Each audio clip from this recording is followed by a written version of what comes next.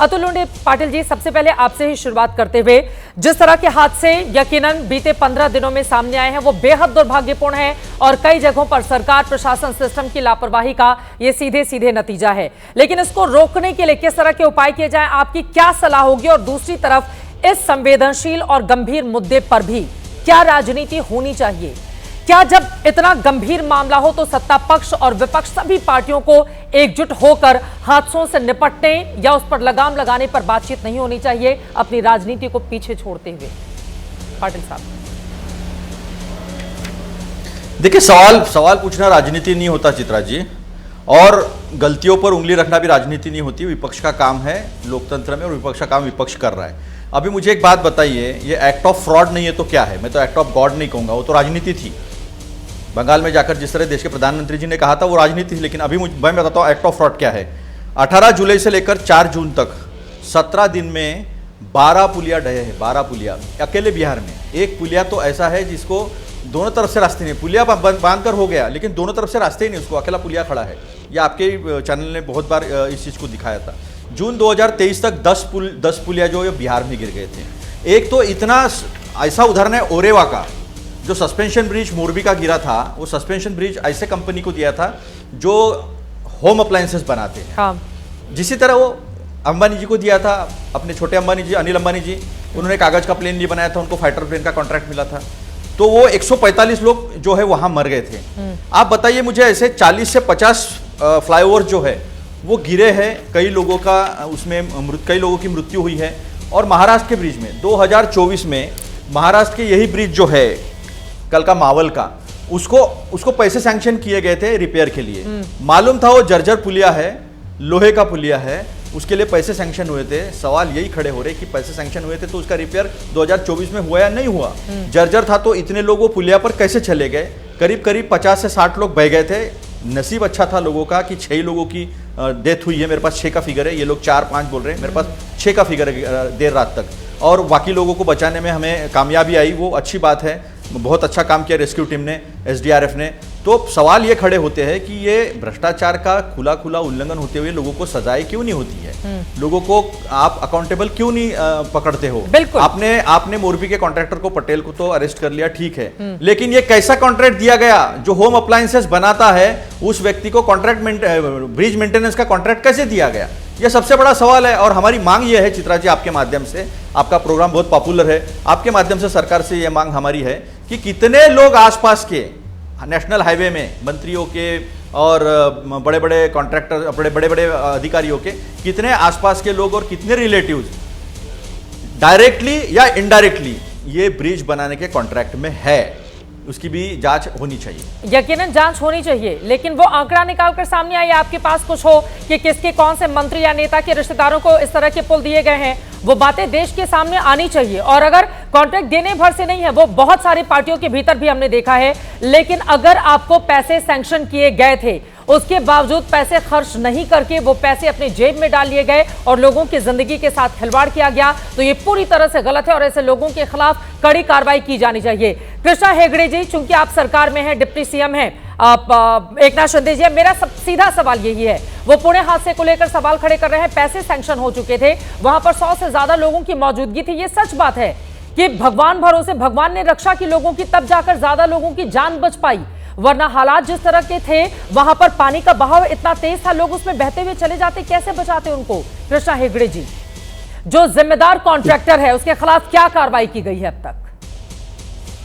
चित्रा जी, ऐसा है कि एक भी नागरिक की अगर जान चली जाती है, ये बहुत दुखद है और इस पे पॉलिटिक्स बिल्कुल नहीं होना चाहिए। लेकिन अतुल लोंढे पाटिल जी ने, मेरे मित्र ने, ये ब्रिज के बारे में जिक्र की तो मैं उसका खुलासा करना चाहता हूँ। उन्होंने कहा एक्ट ऑफ फ्रॉड, हो सकता है एक्ट ऑफ फ्रॉड है, ये ब्रिज इनके ही कार्यकाल में बनी है, 1992 में बनी है। दूसरी बात है कि मैं ये जो हादसा है या मौत है, इसे डिफ्लेक्ट नहीं करना चाहता हूँ। जो सरकार की जवाबदारी है सरकार लेती है, जो प्रशासन है, स्थानिक प्रशासन, उसको भी अपनी जवाबदारी लेना चाहिए। और मैंने विधायक बन के खुद हर जो फ्लाईओवर और ब्रिज है महाराष्ट्र में और मुंबई में, यहाँ पर स्ट्रक्चरल ऑडिट की बात की थी। इसके ऊपर एक रिस्पॉन्सिबिलिटी होनी चाहिए और मैं आशा करूँगा कि आज के सम्माननीय मुख्यमंत्री देवेंद्र फडणवीस जी सभी जो फ्लाईओवर और ब्रिज है उसके ऊपर स्ट्रक्चरल ऑडिट करे और उसका निर्देश दे, क्योंकि ये हो नहीं सकता। अभी अगर वहाँ पर 150-200 आदमी एक छोटे से पुल पर एक साथ इकट्ठा हुए हैं और वो पुल जो है वो लोगों का लोड नहीं ले पाया है, लेकिन फिर भी जवाबदारी अगर हमारी है तो हम उसे स्वीकार करते हैं। और सिर्फ मैं जवाबदारी मुआवजा के बारे में स्वीकार नहीं कर बात लेने कर से रहा नहीं हूं। हो जाएगा ना। माना कि कांग्रेस के शासन में 1992 में बना था पुल, लेकिन उनके शासन में नहीं गिरा है, आपके शासन में गिरा है। और पुल के रखरखाव कंपनी की जिम्मेदारी है कि उस पर जो पैसे उसको सैंक्शन किए गए हैं वो खर्च करे, और उससे भी ज्यादा एहतियातन तौर पर यहां पर लोगों को खड़ा करना था, ताकि बड़ी तादाद में जो आम नागरिक है उसको तो नहीं पता ना कि आपने वहां पर जर्जर पुल बनाकर खड़ा करके रखा हुआ। वो तो मान के चलेगा कि लोहे का पुल है तो बहुत मजबूत होगा। चढ़ गए थे 100 से ज्यादा लोग, उसके बाद क्या हाल हुआ वो तस्वीरों में हम देख पा रहे हैं। अब कांग्रेस के शासन में पुल बना था तो उसको अब बीजेपी या फिर शिंदे गुट के लोग भी नहीं ठीक करवाएंगे। रखरखाव की जिम्मेदारी होती है ना। हम अंग्रेजों, एक सेकंड में आ रही हूं, इस देश के भीतर अंग्रेजों के जमाने के बहुत सारे पुल हैं और बहुत सारे पुल आज भी जिंदा है, अपनी ठीक ठाक पोजीशन में है। नहीं हुआ ना वहां पे भ्रष्टाचार उस समय। दुर्भाग्यपूर्ण स्थिति थी कि हम लोग गुलाम थे, लेकिन वो जो बना कर गए, आज भी बहुत जगहों पर उस तरह की तस्वीर हमें देखने को मिलती है जहां पर पुल बिल्कुल सही तरीके से काम कर रहे हैं। और कांग्रेस के शासन में बना, आप नहीं काम करेंगे तो फिर पुल का यही हाल होगा। कृष्णा हेगड़े जी, आप कैसे पीछा छुड़ा सकते हैं इस बात से?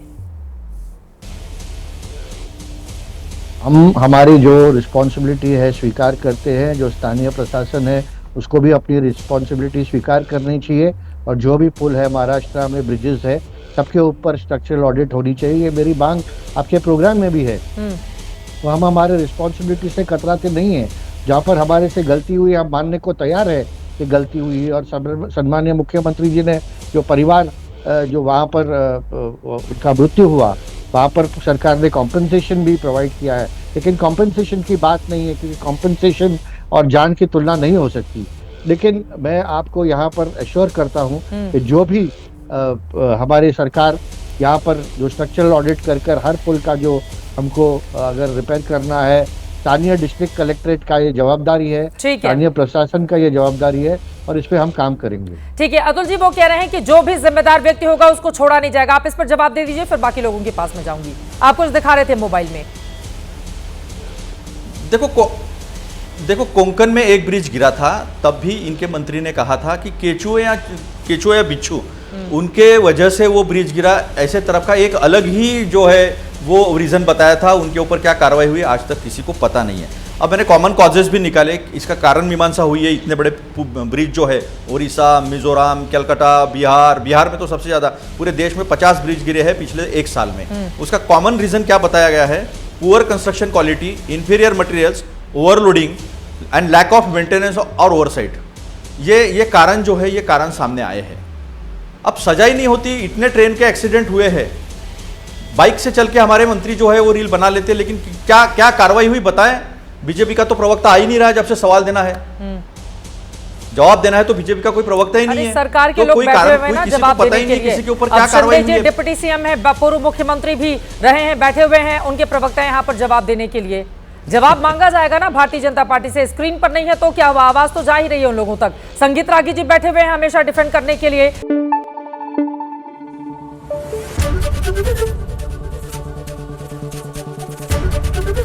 एबीपी न्यूज आपको रखे आगे।